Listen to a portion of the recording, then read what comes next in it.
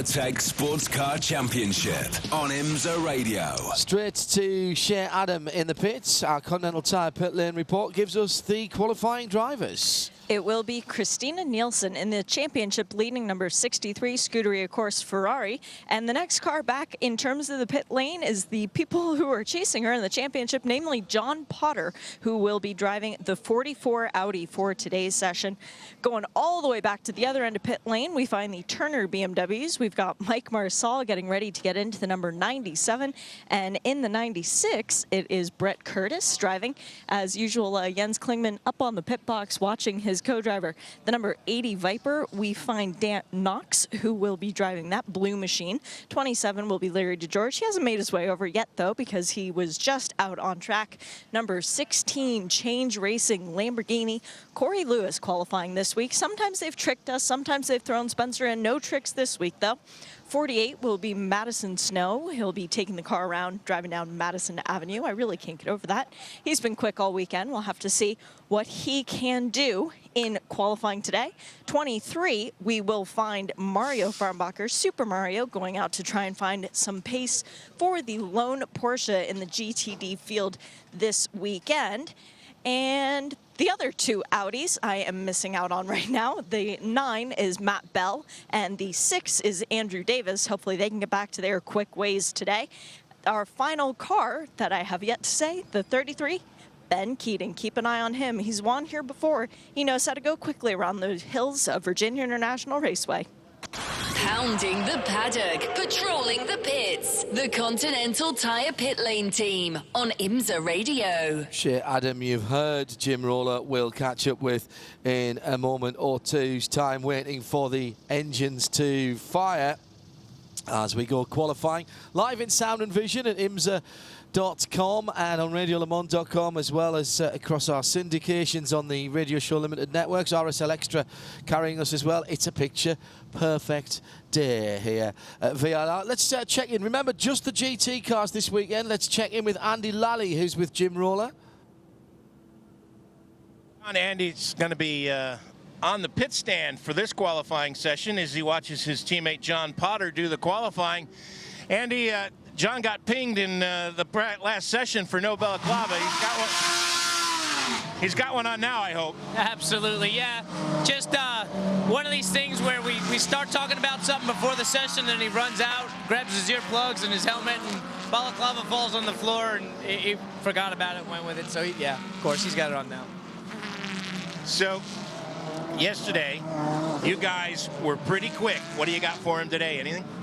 What we've got today is actually a pretty darn good balanced race car. Unfortunately, there's guys that are still able to put down some laps that are quicker than ours, so I'm not sure where they're getting it from. I was actually, you know, I can usually roll into pit lane, and if I've nailed the lap and I'm happy with how the car is, I know we're near the top, and we were close, but some guys ripped some fast laps off, so I don't know what we've got for him this weekend. Our goal here is have a good car over the run, because we can't put the one lap down, so we'll see. I don't know. I think John will have a decent performance here.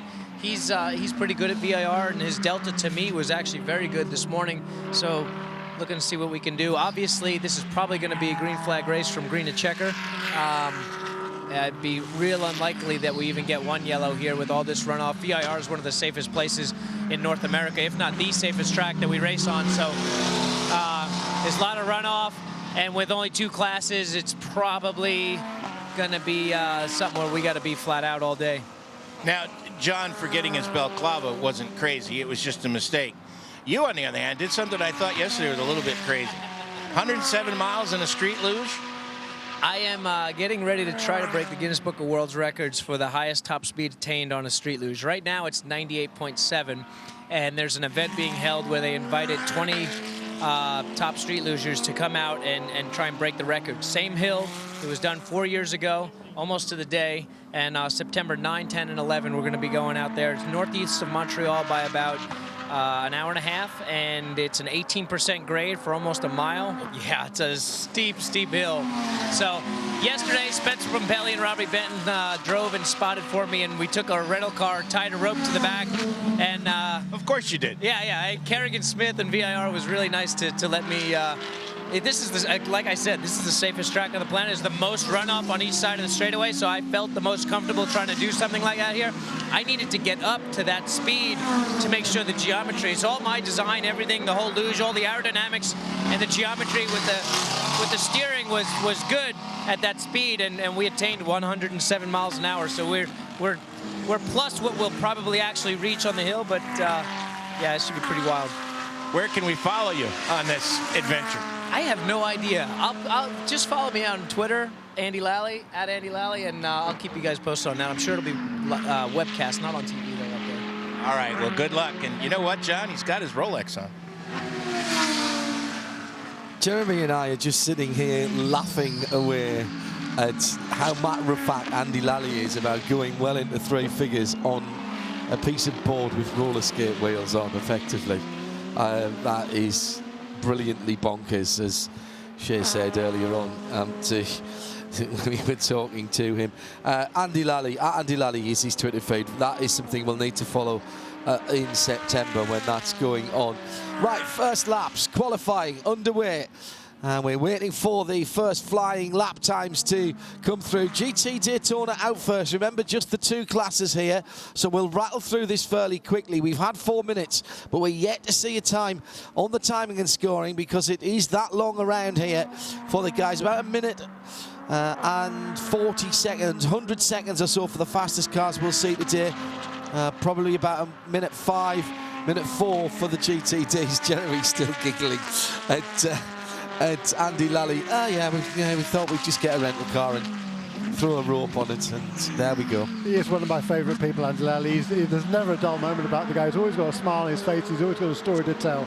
And yeah, wonderful. 107 miles an hour on a skateboard, on a street luge. John Potter clocks. He is a former world champion. Yeah, oh no, that's right. You know, this is nothing new to him, of course. John Potter going a bit quicker. He should be in behind the race car. 150.1 for John Potter in the 44 car. Top of the times at the moment, the 23 Porsche. Mario Farnbacher. Oh dear, he's gone a bit quick in that car. 148.5 in that car. The Singleton Porsche with the second of the Alex Job Racing and the Park Place car having pulled out of this event and potentially for the rest of the season. The 23 car doesn't seem to be being pushed very hard by the team, if I'm honest. I was watching them earlier on. I don't know what point they're trying to make at the moment, whether they're trying to back up their Porsche teammates, but I'd rather they just got on with trying to win the championship and actually doing the lap times that that car's capable of.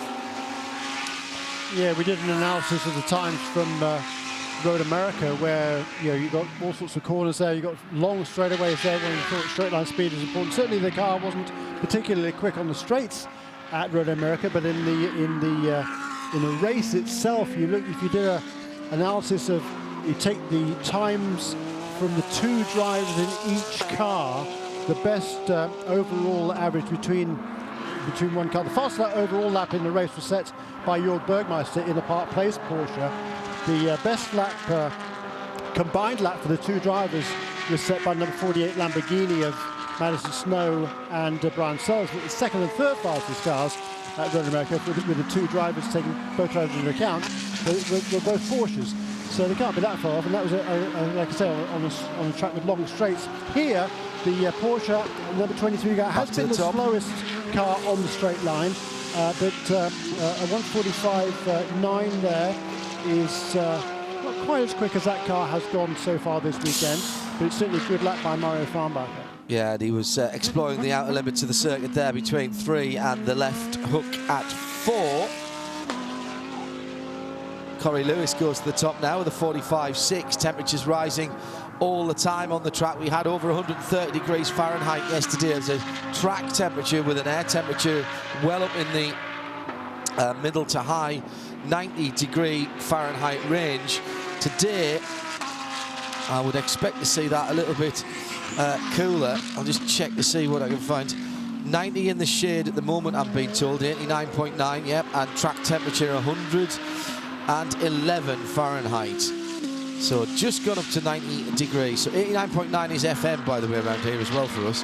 And the air temperature as well, with 111 on the track, 130 odd yesterday. Yeah, so it was. So significantly cooler track temperature than yesterday, and a few degrees ambient temperature down as well compared to yesterday when it was 95, I think, was ambient temperature here. But yeah, it's certainly hot and humid around here. But I would expect the Lamborghini is certainly going to be tough this weekend.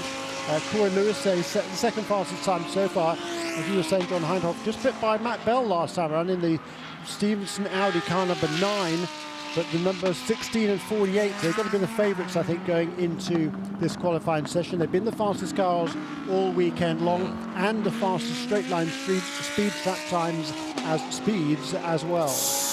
Took a little bit too much curb there as he was coming out of the very, very quick part of the circuit that's called roller coaster and down to the hog pen. The last 4 corners or so. The corners here at VIR are looking very much, or come together very much as little complexes, little sets of corners.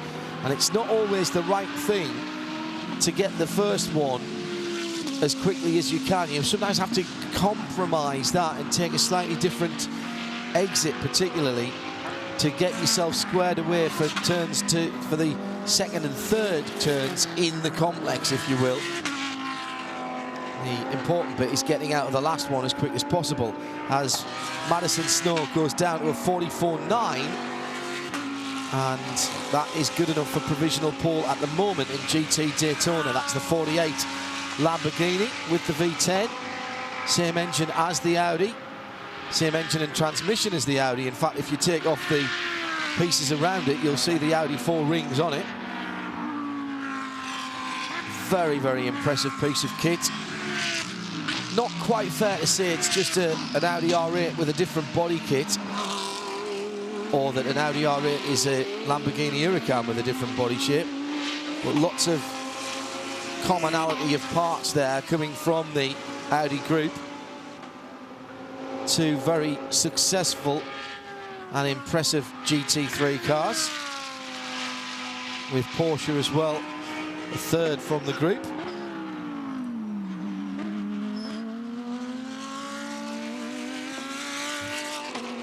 And some thought that Bugatti might come back with a race car shortly. If they did, it was unlikely to be a GT3 car, to add another Audi group car into the thing. Jeremy, you're looking perplexed. Yeah, no, I've lost something.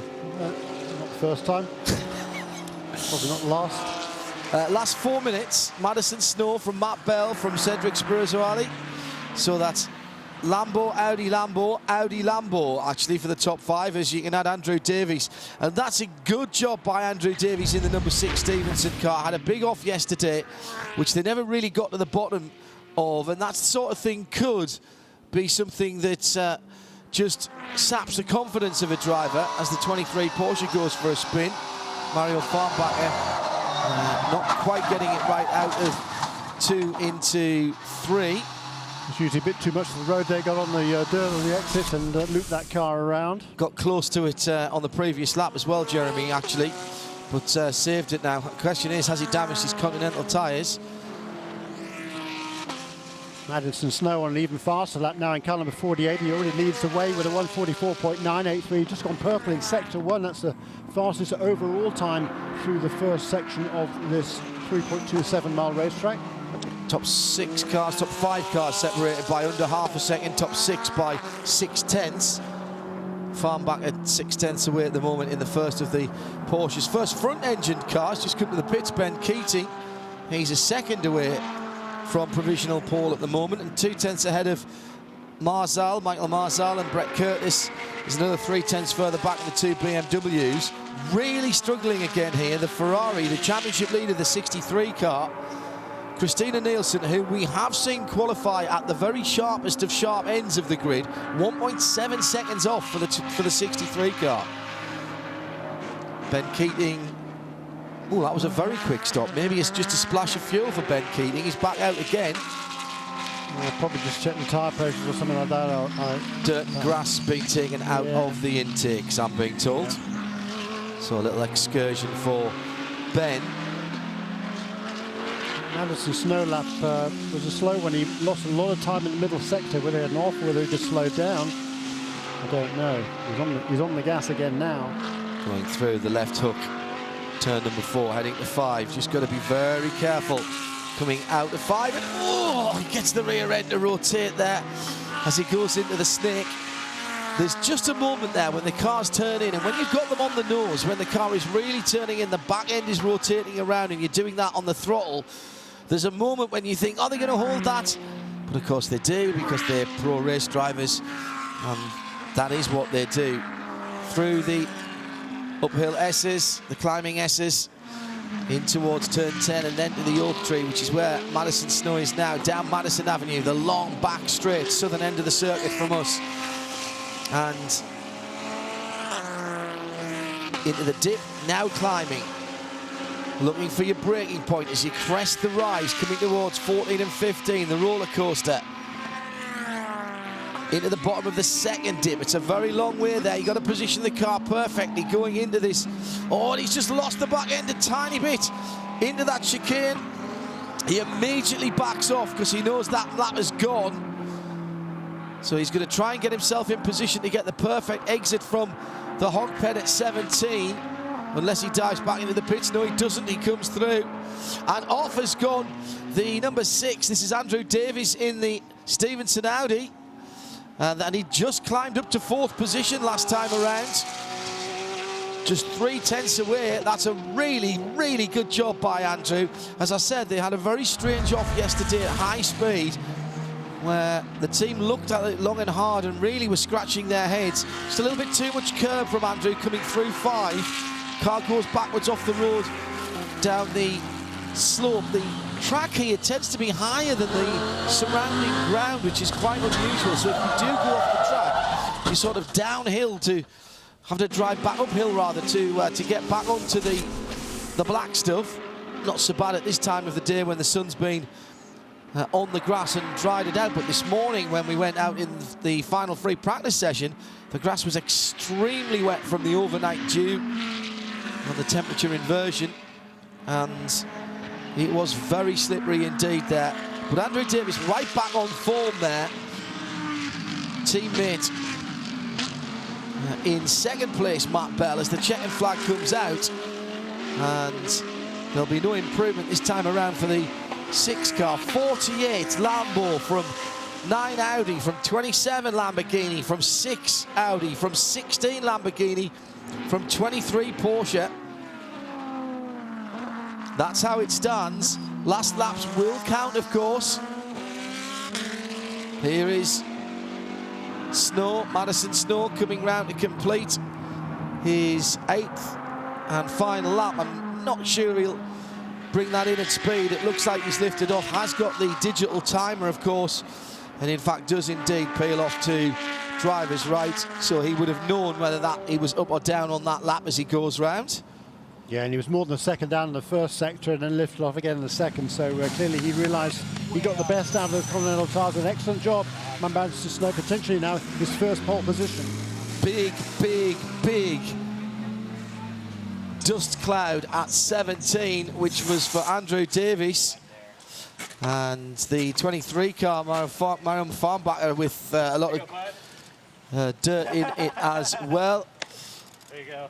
Let's go down to our Continental Tire pit lane reporters. And it's Madison Snow on pole position. Well, John, I'm there. Madison getting the congratulations of the crew for a job well done. This car has been at the pointy end of the sessions so far, and they were able to hold true to that today in this qualifying session. Madison, congratulations. That was a great effort. I mean, thank you. It was good. The track was pretty good. Didn't make a whole lot of changes from last session. We had the car pretty dialed all weekend, so a couple minor changes, and the car was really good. Got it done. Now you had a rougher go in the Trofeo Cup race. How did it feel to get back in this car where things are a little bit more under your own control? I mean, it's definitely nice to be able to put it on top after a rough race, but the Paul Miller guys, I mean, they got these cars set up, and this car was able to drive it right to the front. I talked to Brian a little bit earlier. This car seems to really like this racetrack. What is it about this racetrack that you think the Lamborghini and you, Madison Snow, like so much? You've done quite well here in the past, too. Thank you. I don't know. We need to find it out because we need to figure out what it is and take it to the next race. Well, there you go, John. Madison Snow on the pole with Brian Sellers. They'll lead the GTD field to the green flag tomorrow. Pounding the paddock, patrolling the pits, the Continental Tire Pit Lane team on IMSA Radio. You're gonna have to back up. Yeah, we gotta do some photos. Doing fine work down there in the pit lane. Madison Snow grabs the pole position by just 0.291 of a second. 4 1/1000ths between second and third. Cedric Spirizzoli fails to get on the front row by less than the blink of an eye, with Andrew Davies a plucky run to fourth position there in a car that he's still finding his confidence with after that off yesterday. I think that's a really good run. Corey Lewis on the outside of the third row of GT Daytona was less than a tenth further back, and then a couple of tenths back to the first of the Porsches, the only Porsche here this weekend. Mario Farnbacher only 6 tenths away, and it did seem as though Mario was at least trying this time around. So a couple of offs for Mario, just underlining that as he was trying particularly hard through the first part of the track, through turn 3. The BMW sitting in 9th and 10th at the moment. Ahead of them, the championship leader Christina Nielsen with Alessandro Balzan in 8th position in the 63 Ferrari, a second away at the end. So did make up some time on the leaders there, Jeremy, but clearly a car that is either not set up for qualifying right now, which is possible.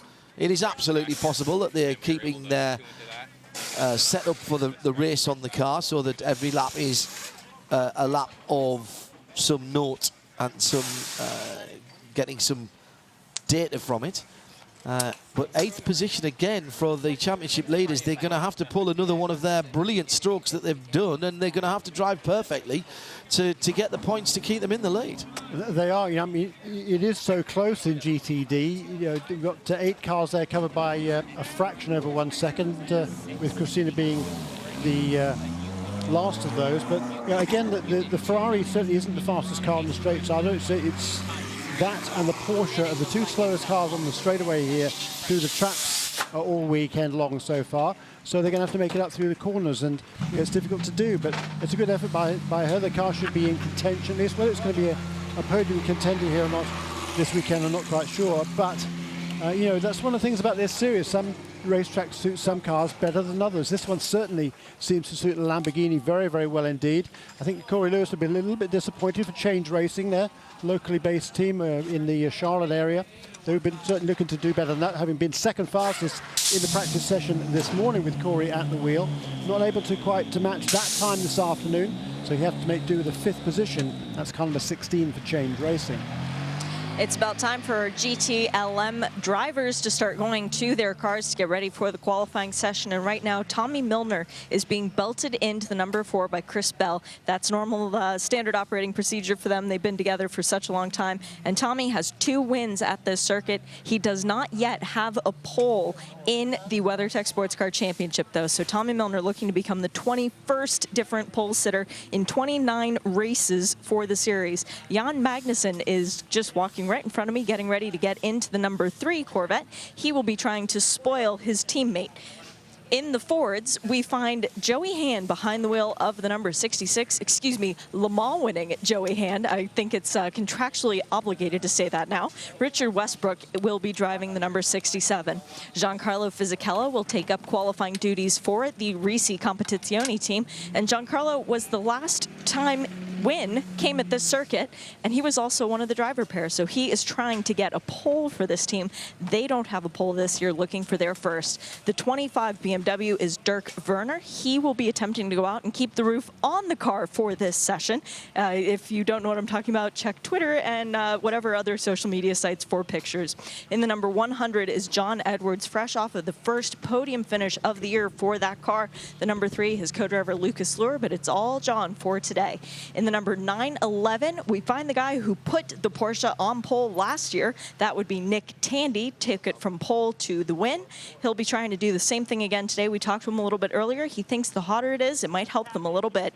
And in the number 912, that is Fred Makovecki, first time to the track, and they're giving him qualifying duties. So they have a lot of faith in Fred.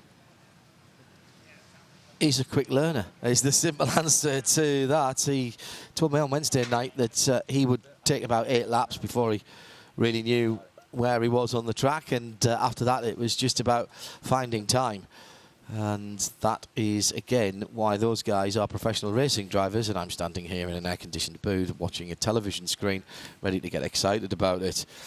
That, I think, would take me a few more than 8 laps to learn me way around. Yeah, around here. 3.25 miles around here, so 17 corners, or 18 if you could include the final kink. It's a challenging racetrack, and a big variety of corners, lots of runoff area, as we've heard drivers say, but it's also easy to get offline here, and there's not a lot of grip offline, so if you do get out of sequence through some of the corners, it's very easy to lose control, go spinning across the grass. But with this GTLM field is so close. The final practice session this morning, just 0.4 of a second, less than 0.4 of a second, covering the entire field in GTLM. The fastest car on the straight was actually the number 25 BMW of Bill Aublin by fractions over Jan Magnussen's Corvette.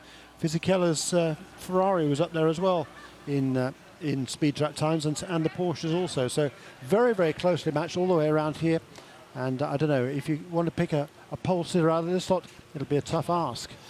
Yes, I don't think I would be allowed to bet the house on this one, even if I was feeling confident, which I'm not, because this morning he could have been any one of them. A missed gear change, half a car wide on a corner, cost you a couple of tenths, and that would have been the difference between being on the back and being on the front row of the grid, really. It was that close. I've got a feeling that as the temperature comes up, we might be looking at Porsche getting closer to the front than we've seen them for a little while. They were strangely off the pace when it was cooler this morning, but it's hard to bet against Corvette and Ford at the moment. They had a cracking battle this morning that went to Corvette by 0.025 of a second, something like that. The Fords, Chip Ganassi Racing, will not have taken that lightly, and they will want to stamp their authority on the last few rounds of this season as they try and wrest the championship lead away from the bright yellow Corvettes, who are first out as the green flag flies, Jeremy. Yeah, and it was so close this morning that the best of the Corvettes, the Fords and the BMWs all covered by 0.04 seconds this morning in practice session. The best of Ferraris was in 4th place, only less than 0.2 behind that as well, so just really tight down here. And it is just going to be, it's going to be down to perfection in this session. I think you can really lay down that perfect lap, get the power on in exactly the right place, use all the curb but not too much. And it's going to be a fascinating qualifying session. Just 15 minutes now for these GTLM contenders. Somewhere in the region of 102, 101 seconds, and we're talking about half a second across the field. So as Jeremy said, that's less than 0.5%. That's what we mean by being practically perfect to attain pole position. You really have to nail pretty much every single turn-in braking point, because every fraction of a second, and if that's 0.5 on 17 corners that you are off, then you're out. I mean, you're not going to be anywhere near the front.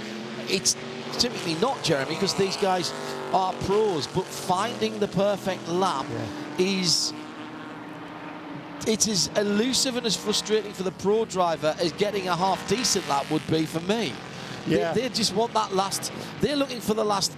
literally 2%. Yeah, they are, and they are literally using every inch of the racetrack here. They're using all the curbs on both sides of the track, and and the curbs are all different around this racetrack with a lot of elevation change too. So the car goes through all sorts of different attitudes here. Some of the curbs you can use more than others, and if you get up a little bit too high on one, it'll throw you across the road a little bit too far. You'll be over the curb. On the other side, maybe onto the dirt. So it really is difficult to put together the perfect lap around VIR. So the two Corvettes have gone out very early, and there's a respectful distance between the 4 and the 3 car as they start their first flying lap through the horseshoe. Corner whose radius was described to me by Kerrigan Smith as designed back in the 50s because of the steering radius of a Mercedes-Benz racing car. Already they've gone through the tricky turn 5, through the snake, under the Nissan crossover bridge. Now beginning to climb towards the Oak Tree hairpin.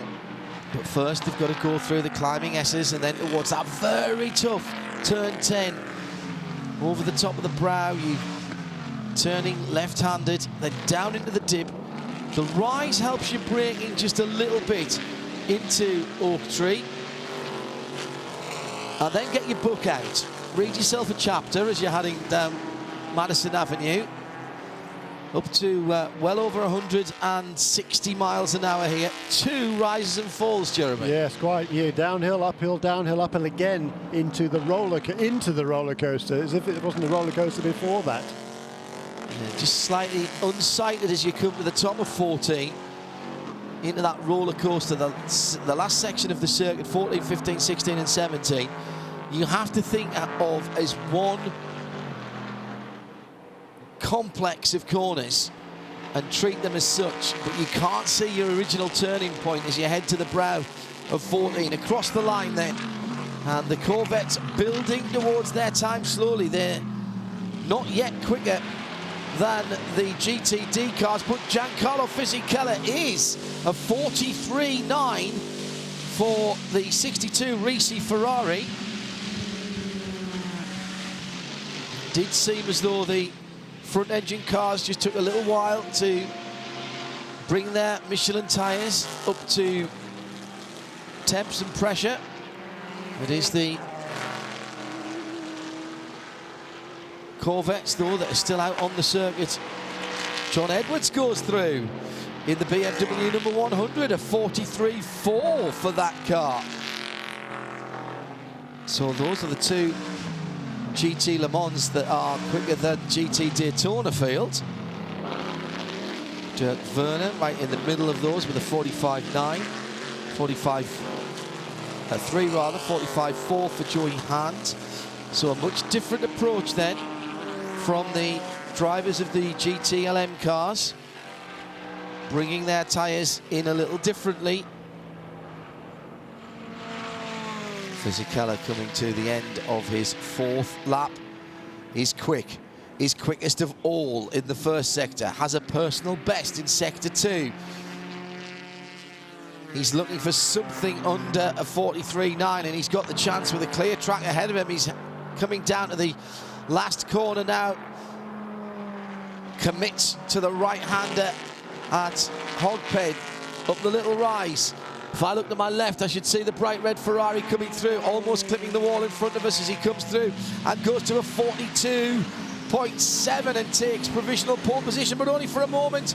No, it's Tommy Milner. Tommy Milner went through ahead of him, a 42.6.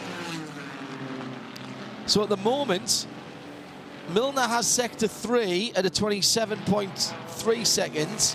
Magnussen has the middle sector where he was mighty this morning, 38.6. And Fisichella has sector 1 on a 36.2. So Corvette and Ferrari at the moment, we've yet to see Ford. Joey Hand, the best of them, on a 43 flat. And this morning through sector 1, Jan Magnussen did a 35.8. Yeah. So that's a full 4/10 of a second quicker than he's gone so far. In the middle sector, 38.3 was the best time this morning. Best we've seen so far is a 38.8. So it's at 36.6, I should say. It is a little bit warmer this afternoon. So we'll have to see now whether we're going to see times as quick as this morning. I would fancy probably not. Joey Hand has a 36.1 in sector 1 for the now 5th position, number 66 Ford. He's up at the Oak Tree turn, popping, banging from that very clever air-driven waste grate on the EcoBoost, as John Edwards is the next guy to go back to the top, and BMW have their turn again, 42.5. A 10th of a second there, ahead of the rest of the field.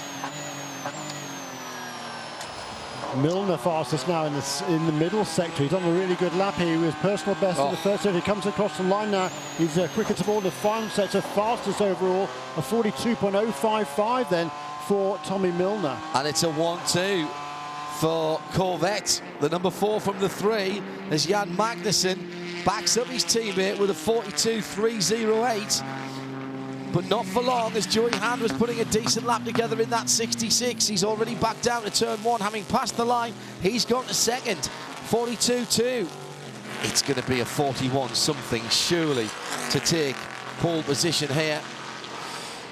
New fastest sector in sector 1 is Richard Westbrook, 36.044. That's now been eclipsed by 1,000th of a second by Tommy Milner on his next lap around.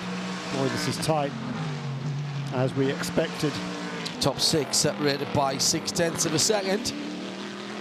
Westbrook and Tandy just off the back of the field. Makoviecki not yet up to speed either. Well, I say that, they're in the 43s. But we have got the GTLM field ahead of the GT Daytona field now.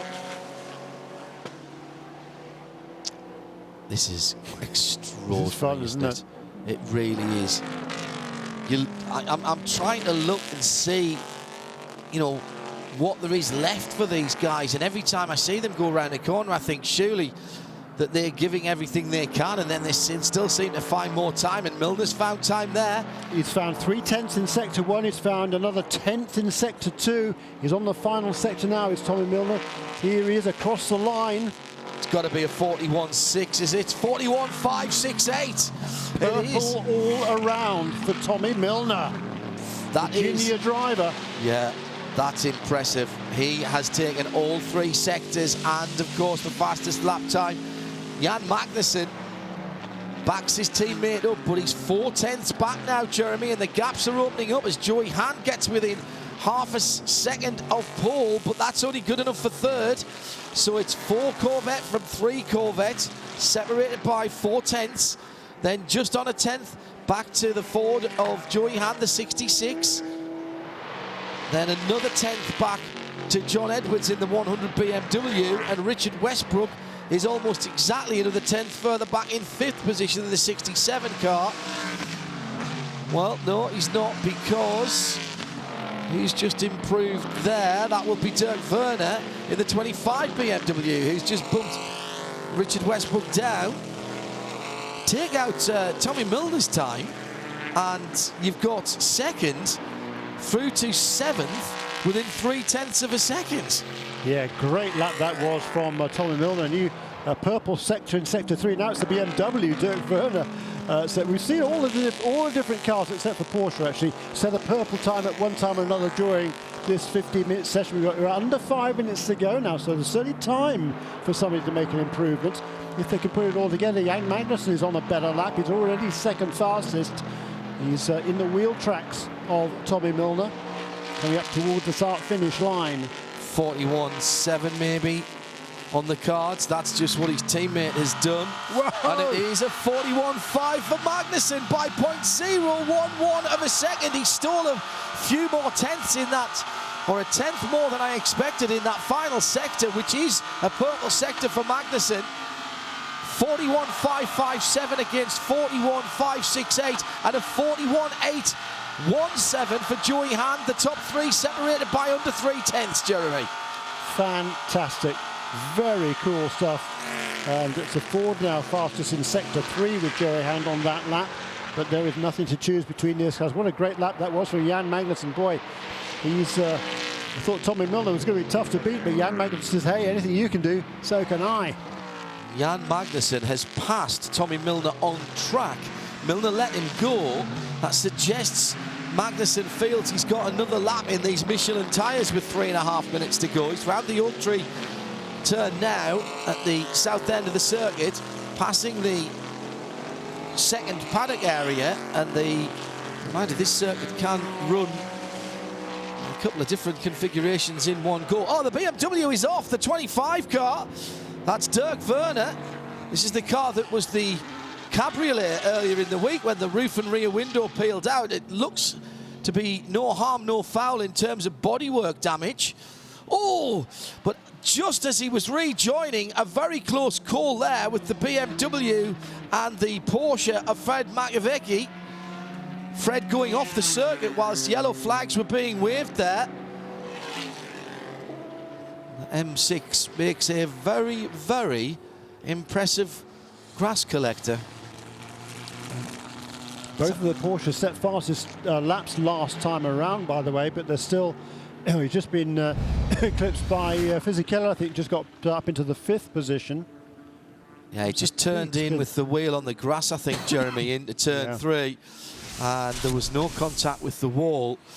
As the BMW, well, what he's doing here is really very sportsmanlike. He's waiting for the other competitors to go up the hill through the snake and up the climbing S's, and that's really sportsmanlike because there's no way you can't be in somebody's direct line there. That's very, very good driving from Dirk Werner. Tom Milner has brought his number 4 Corvette onto pit lane. That's the end of his qualifying session. He's not going to be add his name to the roll call of pole winners in GTLM. At least not quite this weekend. Jan Magnussen also set another quick lap, a 41.685, which would have been good enough for second place. Yes. So he backed up his 41.557 with a 41.685, Jan Magnussen. He's really on a charge here. Dan Binks this morning said top 3 for sure. It might be better than that. It might be positions 1 and 2 and a yellow out on the front row as the rumble of the GM V8 and Jan Magnussen announces his arrival at the finish line to complete his 9th and what I would expect to be his final flying lap. This is a victory lap then in terms of pole position for Jan Magnussen, unless VIRginia, Werner or Tandy can do something about it. And even as I say that, I'm looking at their times and they're not close enough. Joey Hand peels into the pit lane in the 66. Fred Makowiecki goes through. This is going to be his best lap, is it? A 142.5? No. 2 personal best sectors, and then not so good in the final part of the circuit for Fred Mako. Well, I take back what I said about Jan Magnussen. He's not cruising at all.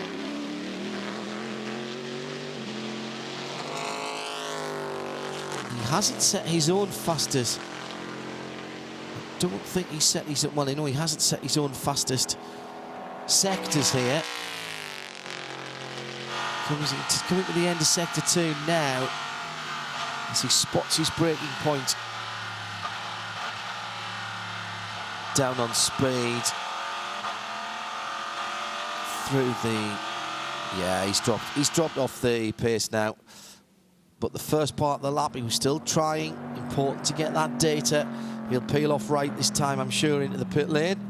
And he does. Time elapses as we're talking about him. Giancarlo Fisichella and Fred Mako are the only 2 drivers out on the circuit in respectively the bright red Risi competition 62. He gets the checkered flag now and moves up a position.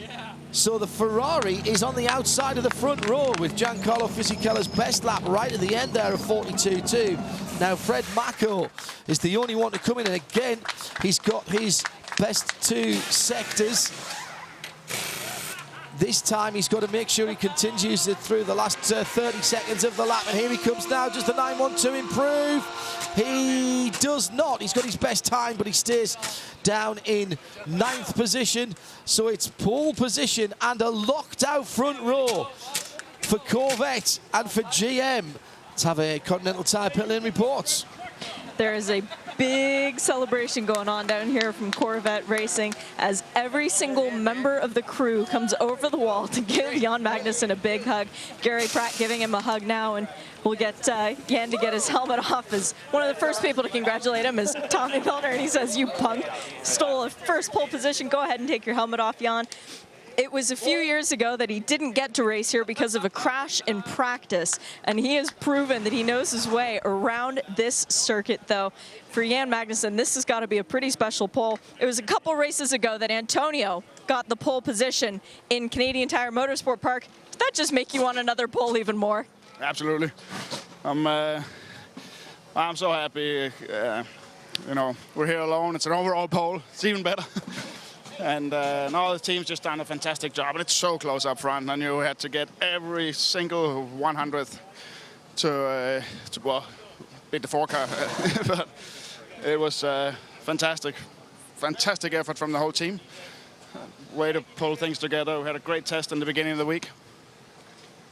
We're able to use some of the stuff here. Can't wait for tomorrow. Do you think the heat helps your car? I don't know. I think the tarmac has a lot more grip than last year, and I don't know what everybody else is saying. We like it. We thought the track would be a little slower this afternoon, but it wasn't, and well, maybe it was, but we didn't go that much faster. Everyone was within 0.8 of each other, so you're absolutely right on that. Your first pole since Long Beach 2014, that started a winning streak for you guys. You feeling like maybe this will turn the tide and then the 3 will be back in victory lane instead of the 4? Absolutely. Good luck tomorrow. First pole position for Jan Magnussen since when, Jeremy? Yeah, Long Beach 14, I think. Just his second pole in the IMSA WeatherTech Sports Car Championship days since since the merger with the between ALMS and Grand Am at the beginning of that season. So yeah, you can see, you can hear how much it meant to Jan there to get that pole. He's still got plenty of speed. He might be one of the veterans in this series, but what a driver he is, and what a great effort that was by Corvette Racing to get their first 1-2. It's certainly the first 1-2 in the new IMSA days. I'd have to go back to the ALMS to find out when the last 1-2 on the grid was for Corvette Racing. I fancy it was quite a while ago. Marshall Pruitt's sending me a message from racer.com. Hello, Marshall, and thanks for tuning in. Points out that is the 3rd straight session here that we have had the 3 and the 48 at the head of the timing screens.